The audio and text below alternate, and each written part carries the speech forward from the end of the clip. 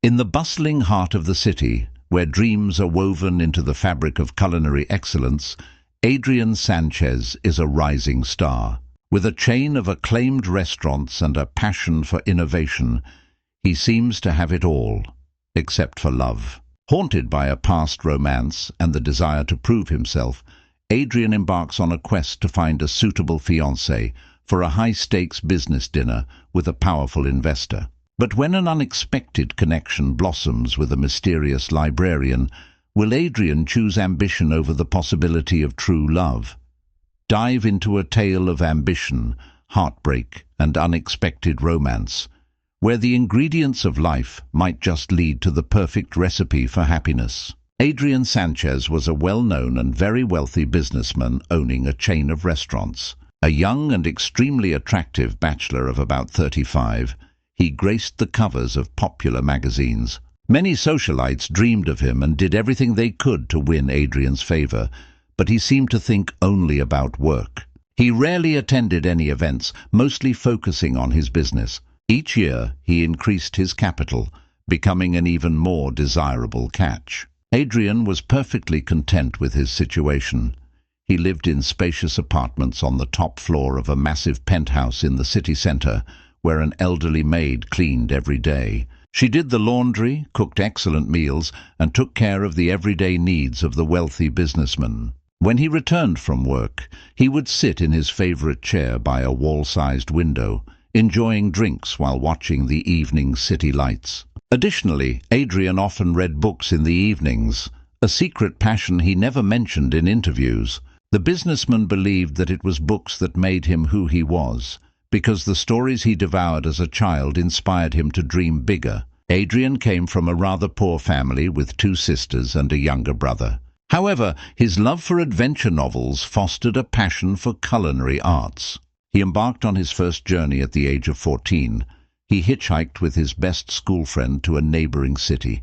They stayed overnight in one of the most modest restaurants on the outskirts of the city, and it was then that Adrian realized how wonderful it was that there were places where travelers could dine and rest from their adventures. That was when he started imagining his own restaurant projects in his mind. He designed various restaurants.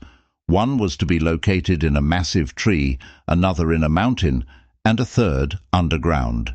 He even imagined his own space restaurants that could host tourists on Mars. Adrian didn't stop there and asked his mother to buy him a sketchbook where he began drawing his projects. He kept the sketchbook carefully in his desk drawer, showing it only to his best friends who admired his imagination. Finally, Adrian had the opportunity to share his ideas at a school conference.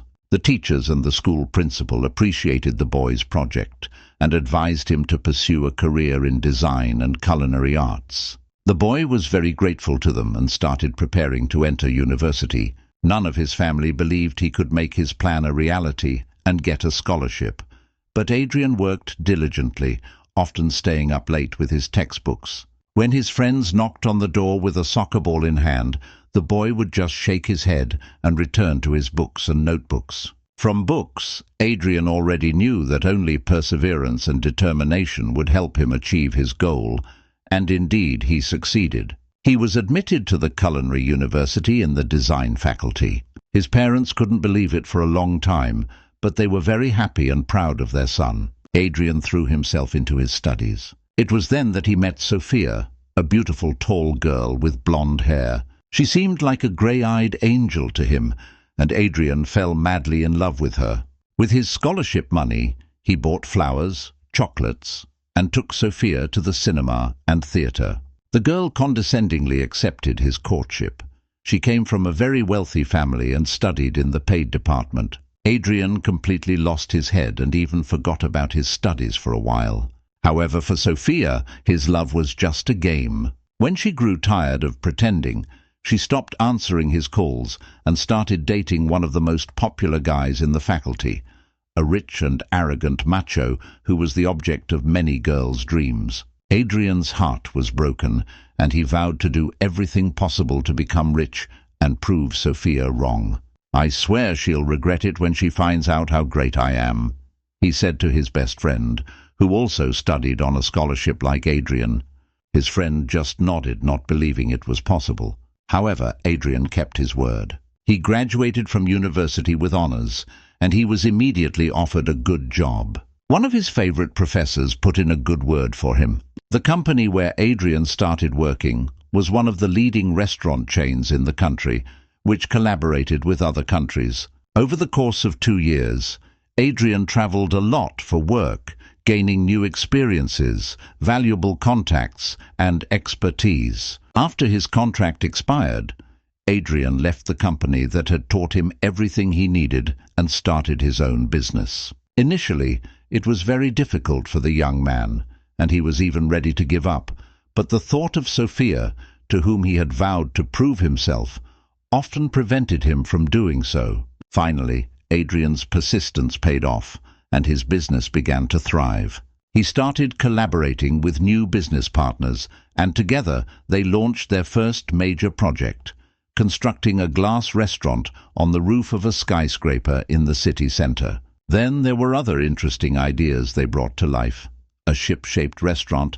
an octopus-shaped restaurant on the seashore, and a bistro inside an airplane. Many of these projects originated from Adrian's sketchbook, which made him very proud. This is how he became a wealthy businessman admired by many young beauties, though he had little interest in them. Adrian did not intend to stop there. He wanted to bring new ideas to life and travel the world. One evening, as Adrian was sitting in his favorite chair with a book, his business partner, Leo, called. They were the same age and communicated like best friends. They used to dine together often and spend weekends in interesting places, but then Leo got a girlfriend named Isabella, and he began spending most of his free time with her. This didn't bother Adrian at all. He took such things philosophically. "Listen, brother, we have a chance to reach a new level and make good money," Leo said as usual without greeting. He always got straight to the point, considering formalities a waste of precious time. "How?" Adrian immediately engaged. For him, business had long become an exciting game, in which he would never pass up the chance for a new upgrade. One of the major foreign businessmen, Alessandro Raso, is interested in our restaurants. He wants to build something similar in his country. Moreover, he is extremely intrigued by your imagination and would like to collaborate with us on a long-term basis to create a couple more unique projects. However, after studying his history, I can confidently say that if he is satisfied, he won't stop there. So, as you understand, brother, this is a big fish. We can't miss this opportunity." "Excellent," Adrian replied. "Did you tell him we're in?" Leo hesitated for a moment. "That's the thing, brother. There's a catch here," he finally said. "What?" "It's very delicate," he began. "Alessandro Raso has a fiancée. I'm very happy for him," Adrian smiled. "And he is very, very jealous," Leo concluded. Adrian was momentarily stunned, not expecting this twist. "What do you mean?" "My assistant confidentially told me," Leo explained. "Alessandro Raso has a tradition. For business to go well, he periodically meets with his business partners. From what I understand, this happens almost every week." "Oh, heavens!" Adrian groaned. "Where will I find the time?" "Yes," Leo nodded. "And that's why Alessandro is very interested in each of us attending the business dinners he organizes with a girlfriend. Better with a fiancée, even better with a wife." Adrian laughed. "As for me, everything is clear. Next week I'm going to propose to Isabella," Leo confessed sincerely. "But what about you?" An incorrigible bachelor, Adrian thought hard. "Do you have anyone in mind?" Leo asked cautiously. "Not yet, but I will," Adrian quickly replied. Business always came first for him, and if he needed a fiancée, he would get one as soon as possible. "Excellent. Then I'll tell Alessandro that you'll come with your beautiful, dark-haired, blue-eyed friend." Leo was enthusiastic. Adrian was taken aback. "Why exactly like that?" "I think such girls suit you," Leo replied with a laugh. Maybe he's right, thought Adrian, and remembering Sophia, he sighed.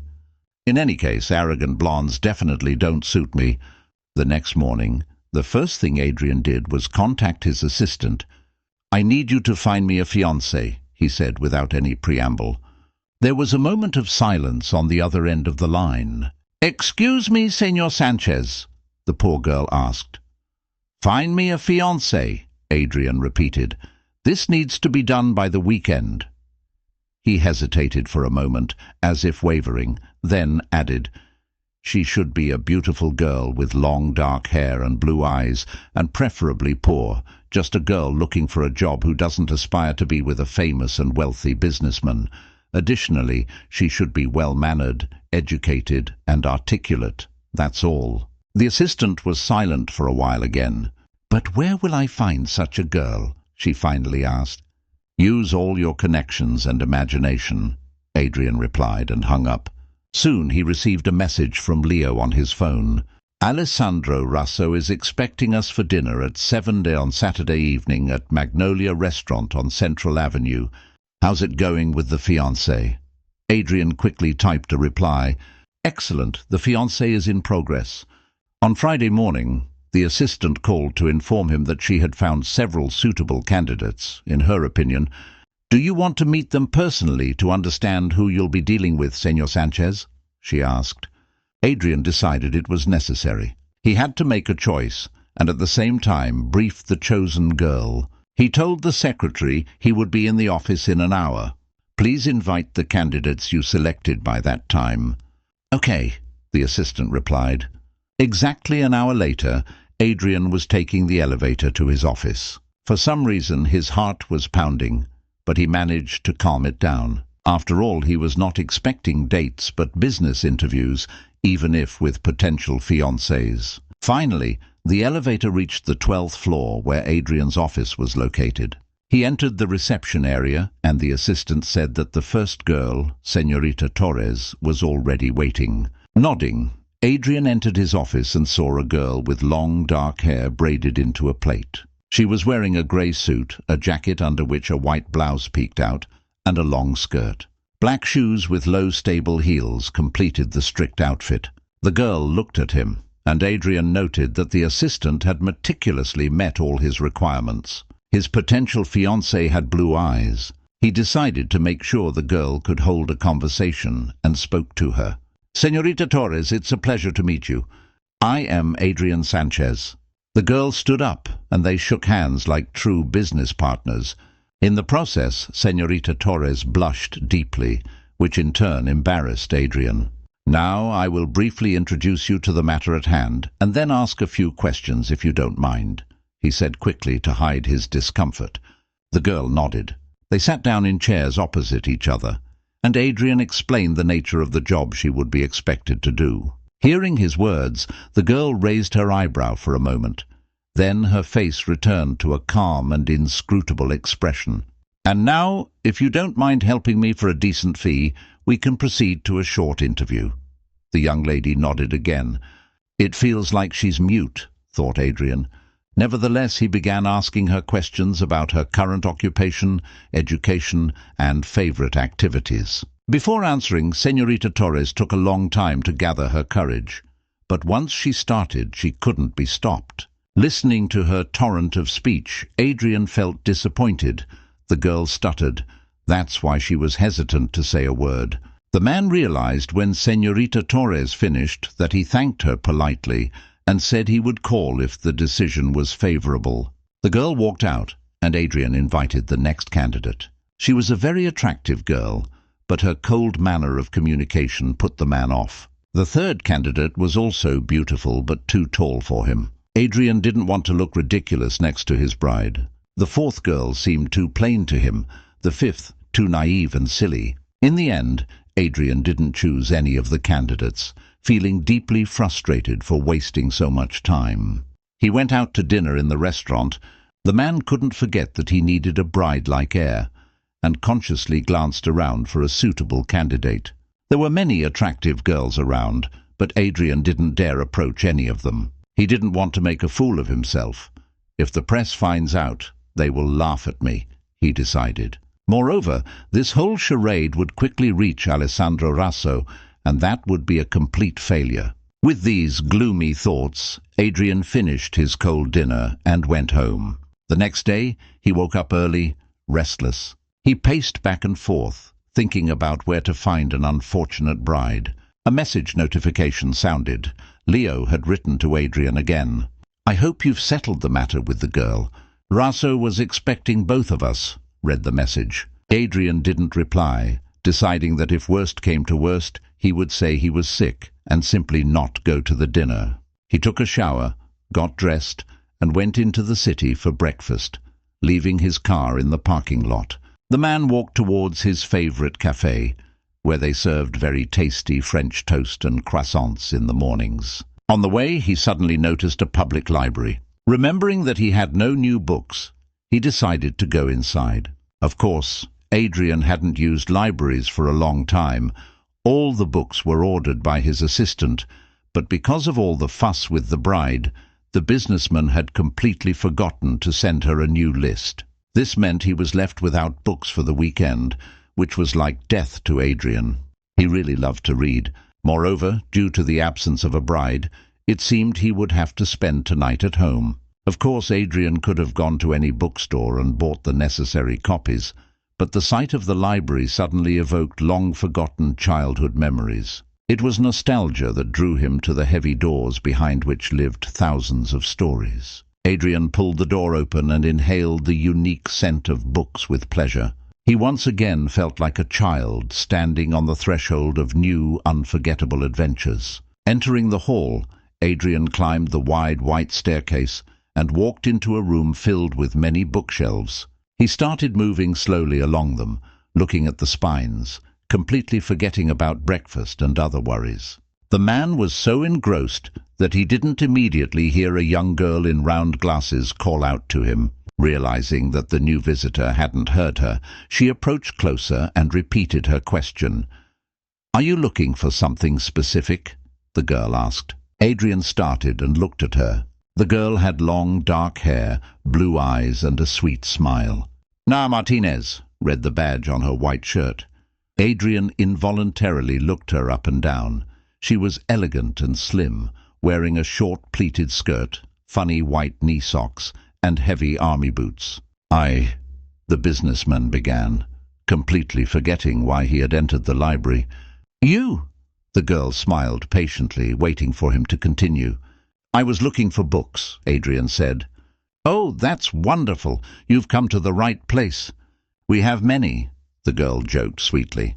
"Maybe you have specific preferences." Adrian couldn't focus on the conversation. All his thoughts were consumed by the upcoming dinner. What if I asked this lovely librarian to be my date for tonight? I wonder how she will react, he thought tensely. He felt himself sweating all over. Oh, why wasn't he Leo? Leo would immediately use his charm to win the girl over and easily take control of the situation. Adrian was different. He always found it hard to meet new people. It turned out that even now, as a wealthy businessman, it was still difficult for him. "I love reading philosophical books," Adrian finally managed to say. "Wonderful," Na smiled. "Then let me guide you to the section where Socrates, Aristotle, and Plato are eagerly waiting for you." With these words she walked lightly along the shelves, and Adrian barely kept up with her. How does she walk so fast in those heavy army boots, he wondered. Finally, Na led him to the shelves with hefty volumes on philosophy. "Here you go. Choose whatever you like, and I won't disturb you with that." She went to her desk, and Adrian couldn't help but glance at her slender figure. He pretended to be choosing a book while desperately thinking about how to make the strange proposal that was swirling in his head. Finally, he picked the first book he saw and approached her. "Oh, Seeker, an excellent choice." Na smiled broadly at him. "Are you already registered with us?" Adrian shook his head.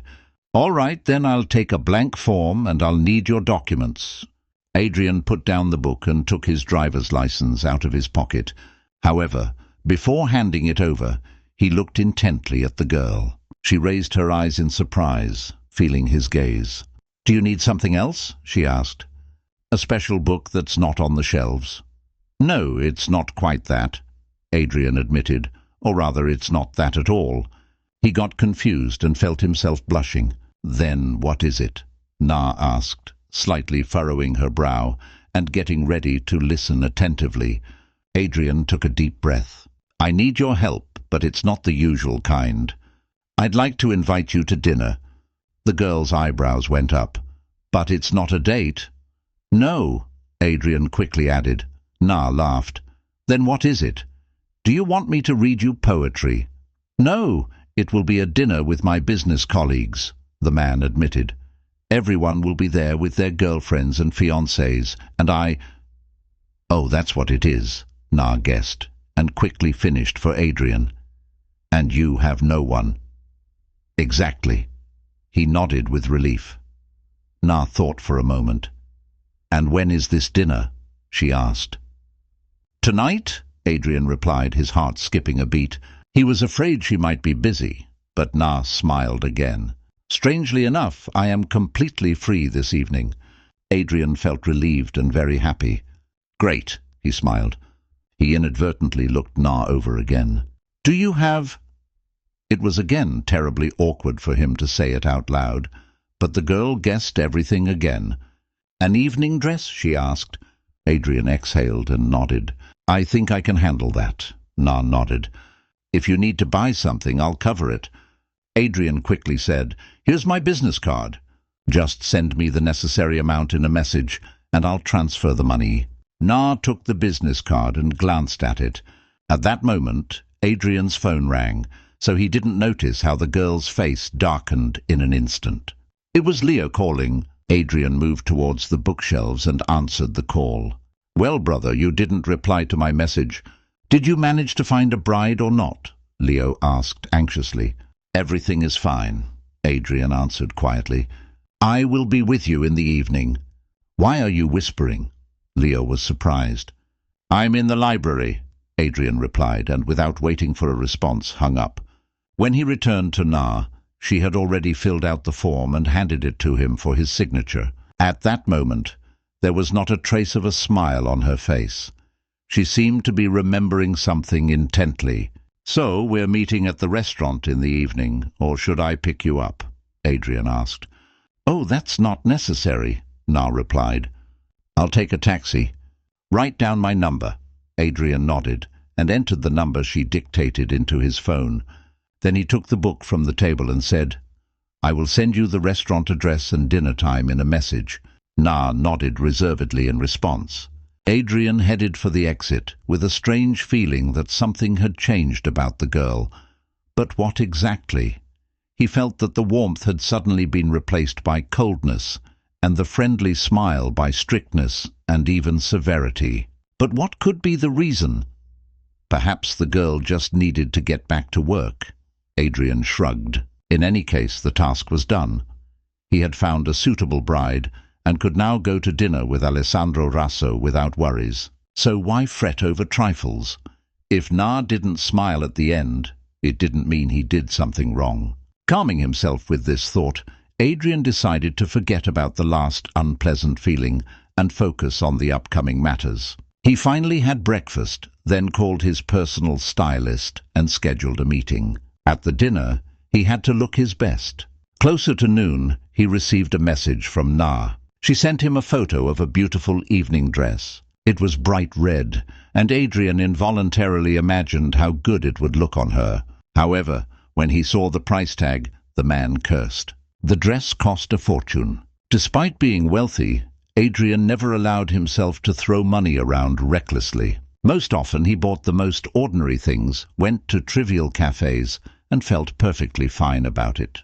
Thanks to his poor childhood, he knew the value of money all too well. Of course, sometimes he had to buy expensive items to look respectable in the eyes of business partners, and today was one of those occasions. So he transferred the required amount to the account Na indicated in the message, and later paid for equally expensive shoes and a handbag. This girl decided to prepare thoroughly, the man thought. At exactly 7 in the evening, Adrian parked his car at the Magnolia restaurant. He got out of the car and glanced at his reflection in the bright window of a nearby store. He was wearing a light suit, a white shirt with a bow tie, and leather shoes. Everything fit him perfectly. Adrian adjusted his expensive watch on his wrist and headed to the entrance. Leo and his girlfriend Isabella were already waiting for him at the table. Both looked more than splendid. Isabella was wearing a green velvet dress with an open neckline, and a pearl necklace adorned her neck. The girl had gathered her reddish-brown hair into an intricate hairstyle at the nape, so that several wavy strands fell across her face. "Hello, friends," Adrian greeted the young man and woman.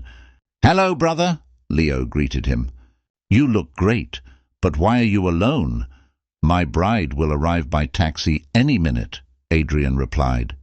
"And where are Alessandro and his dear lady?" "They are delayed," Leo replied. "There's a small traffic jam at the entrance to the city. Rosso wrote that he will be here in 3 minutes. Adrian sat at the table next to Leo, took out his phone from his pocket and texted Na. "Are you on your way?" She replied, "Yes, I'll be there in 5 minutes."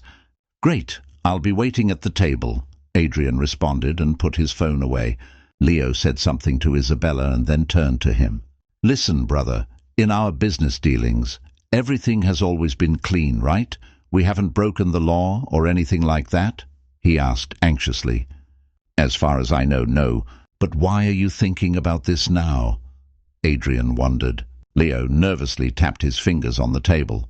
"I heard that Rosso is very picky about such things. He himself is extremely honest, and demands the same from his colleagues and partners. If our company has ever been involved in any dubious dealings, he will immediately refuse to cooperate." Adrian thought for a moment, trying to recall anything.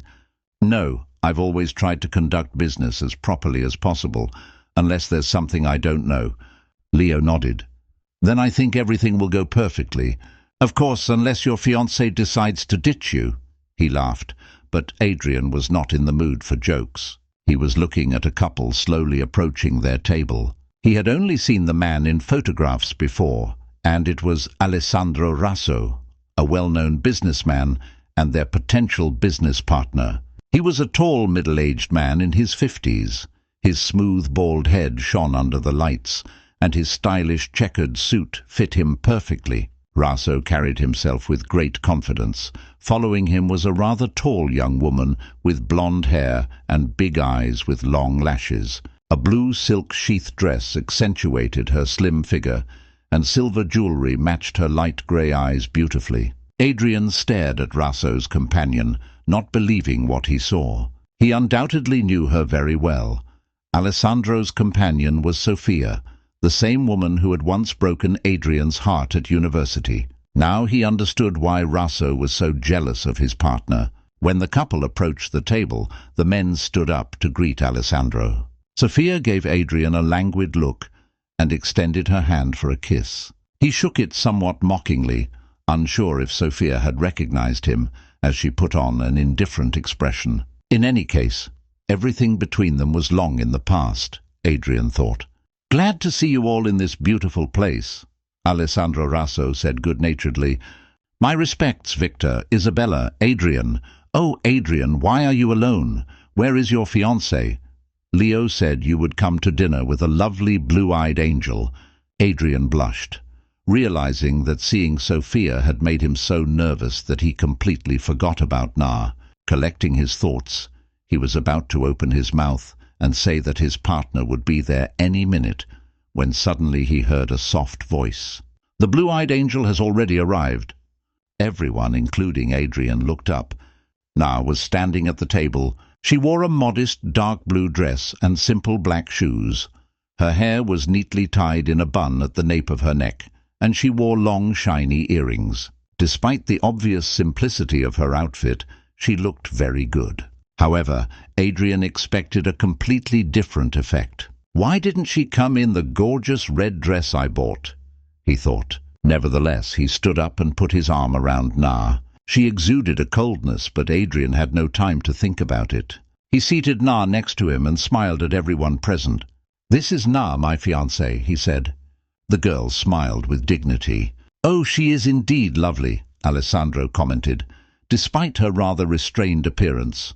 "I'm not used to luxury," Na replied. "Commendable, commendable," Rosso responded. Adrian smiled awkwardly, not understanding why Na acted this way. But he knew that the only thing he could do was join the game, the rules of which no one had explained to him. Leo was watching him intently, and Adrian noticed that he also didn't understand anything and was therefore worried. Adrian tried to reassure him with a look, but he wasn't sure if it worked. The waiter approached and everyone started ordering. Sophia ordered shrimp and champagne. Rasso supported her, and Victor and Isabella also placed their orders. "What will you have, Na?" asked Adrian. "I think I'll go with plain rice," the girl replied seriously. "Plain rice?" laughed Alessandro. "Adrian, are you not letting your friend eat properly?" Adrian blushed, feeling embarrassed. "No, I would never—" He caught Sophia's mocking glance and got completely flustered. "Oh, he has nothing to do with it," Na said with regal calm. "I just watch my figure and try not to eat much after 6. Alessandro laughed good-naturedly, as if he had heard a funny joke. "I like this girl," he said. Victor joined Rasso in laughter, and the others started to smile too. "She's still a child," Sophia said patronizingly, and Adrian felt irritation. Na said nothing. The waiter brought appetizers and light snacks. A business conversation started at the table, which the women listened to but did not participate in. When the men had discussed work matters, Sophia turned to Na. "So when do you and Adrian plan to get married?" she asked. Na shook her head. "We haven't set a wedding date yet," she said. "Oh, but why not? We're not in a hurry," Adrian quickly answered for Na. "Yes, you've always been quite slow," noted Sophia, and suddenly winked at Adrian. Alessandro looked at his friend in surprise. "How do you know that?" he asked, looking at Sophia suspiciously. "My sister went to university with him," the girl lied. This unsettled Adrian. Sophia hadn't changed a bit, he thought, but said nothing out loud. The conversation smoothly shifted to other topics. Now Victor and Isabella were in the spotlight. After some time, the waiter started bringing the ordered dishes. There was a lot of food, and it smelled more than delicious. A modest plate of rice was placed in front of Na, and she began to eat it slowly. Alessandro couldn't hide his affection as he watched her. Adrian saw that his friend had won the favor of their potential partner. Could he say the same about himself? Adrian didn't know. Sometimes it seemed to him that Rasso looked at him with suspicion. The reason was, of course, Sophia, who kept giving Adrian ambiguous looks. Na noticed this too, but chose to remain silent. Finally, the conversation turned to the future joint project. Victor and Adrian took turns telling Rasso about their working methods, their ideas, and the innovations they planned to introduce. "This all sounds wonderful," remarked Alessandro. "And I like both of you. I'm almost ready to sign a contract with you." Adrian and Victor exchanged victorious glances. "However, my reputation is of utmost importance to me. I will never get involved with a company if I find out it has been involved in anything dirty. Can you guarantee me that my honor will remain intact and my dignity untainted if I start working with you?" Victor hastily swallowed his food and nodded. "Of course we guarantee you that—" Alessandro turned his gaze to Adrian. "Yes, we have never allowed ourselves to act dishonestly towards anyone," he confirmed. "What little angels," remarked Sophia. Alessandro was about to say something, but at that moment Na rose from her seat.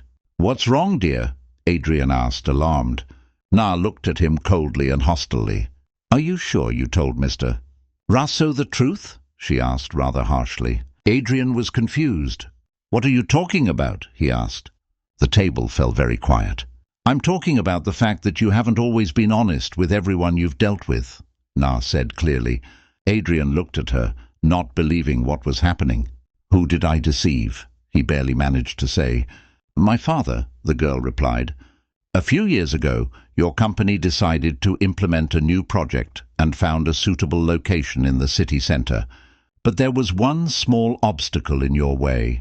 A little house where my family lived. You decided to simply demolish it."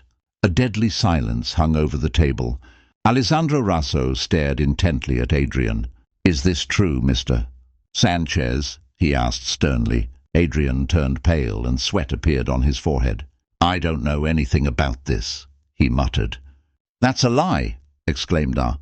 "You are the head of the company. You must know everything that happens in it." "But I seriously know nothing. I always personally checked the place where construction was planned." "You're lying!" Na shouted, tears welling up in her eyes. Grabbing her purse, she ran away from the table. Adrian wanted to catch up with her, but Leo managed to hold him by the sleeve. "Wait, brother," he said. Adrian stopped, looking at Leo. "I don't know anything about any demolished house," he repeated, looking his friend in the eye. "But I do," admitted Leo, lowering his gaze. "What?" Adrian couldn't believe his ears. "It happened 4 years ago. We were planning to build a restaurant in the center. You took a short leave then because your mother was ill. I handled everything. Yes, there really was one small house.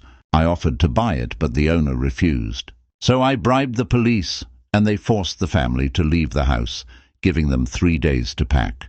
This man wanted to go to court, but our lawyers convinced him that it was useless to fight a giant company. We transferred a substantial amount to the owner's account to cover the costs of acquiring a new home, and after a while I completely forgot about this incident."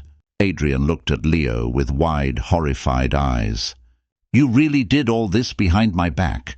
How could you, Leo? I trusted you completely." Without raising his head, Leo replied, "Forgive me, Adrian. I didn't think it was that serious." Alessandro Rasso began clapping theatrically. "Exquisite!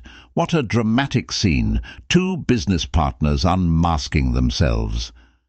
Saying this, he stood up and helped Sophia to her feet. "Dear gentlemen, I thank you for a wonderful dinner and ask to be excused. We must take our leave." With these words, Alessandro and his companion left with dignity. No one thought to stop them. Everything was obvious. "Well, I'll be damned," was all Leo could say, and Isabella sympathetically patted his hand. "Leo, this is absolutely not funny," Adrian said sternly. "I'm not sure I'm ready to continue working with you." With that, he got up and also headed for the exit. As Adrian was getting into his car, he felt someone's gaze on him. Looking up, he saw Sophia coolly watching him through the window of a car leaving the parking lot. In response, Adrian just shook his head. He took out his phone and sent Na a message. "I'm sorry, but I really didn't know about your house. Leo just told me about his dishonest act." The reply came almost immediately. "I don't believe you," Na responded. Adrian had no choice but to go home. He couldn't sleep for a long time, and only calmed down when he firmly decided to go to the library the next day to talk to Na. He woke up very early. He immediately got up, brushed his teeth, took a shower, and got dressed. There was still plenty of time before the library opened, so Adrian decided to take a walk. He strolled down the street, got a coffee and drank it anxiously, barely tasting it. Half an hour before the library opened, he was already standing at the entrance. Finally he saw Na. She was walking down the street, lost in her thoughts. She was wearing a short green skirt, a white polo shirt, and the same army boots. Her hair was down, adorned with a green bow clip. Na didn't notice Adrian at first, so he had to intercept her to get her attention. Seeing him, the girl was very surprised. "What do you want?" "I thought we said everything to each other yesterday," she said. Adrian tried to take her hand, but Na pulled away. "I just wanted to apologize again. I'm telling the truth. I knew nothing about your house." Na looked at him intently, not saying a word. "It doesn't matter any more," she finally said, trying to walk past Adrian, but he didn't let her pass. "Wait a minute. I want to make amends." "You already did that yesterday." "The money you transferred for the dress, shoes and bag I gave to my parents." Na nodded. Now he understood why Na came in her regular clothes. "But I don't want you to hold a grudge against me," Adrian exclaimed desperately. He himself didn't know why it was so important to him. The deal with Alessandro Rasso had fallen through, so he no longer needed a bride. However, something inside resisted the thought of letting Na go forever. "I'm not holding a grudge," the girl replied dryly. "Then prove it," Adrian smiled. Let me take you to dinner." "Another one?" Na responded skeptically. Adrian finally managed to take her hand. "Yes, but this time we'll be alone, and it will be a date," he said firmly and resolutely. Na's eyebrows shot up in surprise. She couldn't believe what she was hearing. But why would a wealthy businessman invite an ordinary girl on a date? Adrian leaned close to Na's ear. Maybe because he simply likes her. Na smiled at these words. "All right, I'll give you another chance," she said, and skillfully slipped away, disappearing behind the heavy library door. Adrian went home. After changing, he went to the office, where he reserved a table at a restaurant and ordered roses to be delivered directly to the library. Then there was a knock at the door. "Come in!" Adrian shouted. Leo entered the office, still visibly embarrassed. "Adrian, I'm sorry for what I did behind your back. Now I understand that I cast a shadow over our entire company. Good that you understand. Otherwise, I thought something was wrong with your brain." Adrian grumbled. "I swear I'll never do that again," Leo said. "Please forgive me. I'll think about it," his business partner replied. He was still angry at his friend. After Leo left, Adrian received a message from an unknown number. "You've become quite something. I'd love to see you," the man read. At the bottom he saw the signature, Sophia. So she wanted to see him. At any other moment, Adrian would have felt triumphant, but remembering Na's gentle blue eyes, he took his phone and typed a reply. "I think Alessandro wouldn't be pleased." After sending the message, he blocked Sophia's number and focused on his work. At exactly 6 hours, he closed his laptop and went home to change. At 7 he was at the library door when Na appeared. He didn't recognize her at first. She wore a long golden dress and high heels, and her hair was beautifully curled and pinned up. When did she have time for that? Adrian wondered. "You look amazing," he said out loud. "Thanks for the roses," the girl replied. Na took Adrian by the arm, and they walked to his car. He took her to a small restaurant with books on the shelves, and they had a wonderful quiet evening at a cozy table. The young people talked about various things, reminiscing about childhood, sharing their hobbies, and discussing favorite stories. It turned out they had a lot in common. By the end of the evening, Adrian was completely enchanted by Na, and the girl finally believed that the man had nothing to do with the matter concerning her home. The young couple began seeing each other almost every day, and after some time, they realized they couldn't live without each other. They fell in love, and soon Adrian proposed to Na. A few months later they got married and went on their honeymoon. Since both loved books, they decided to travel to different countries where famous writers had lived and visit the places they once frequented. The trip was successful and brought the young couple even closer. Now they knew almost everything about each other and loved each other with all their virtues and flaws. After returning from their honeymoon, Na immediately moved into her husband's apartment, and in the evenings they would sit together on the couch and read books. It was a quiet time filled with love and happiness.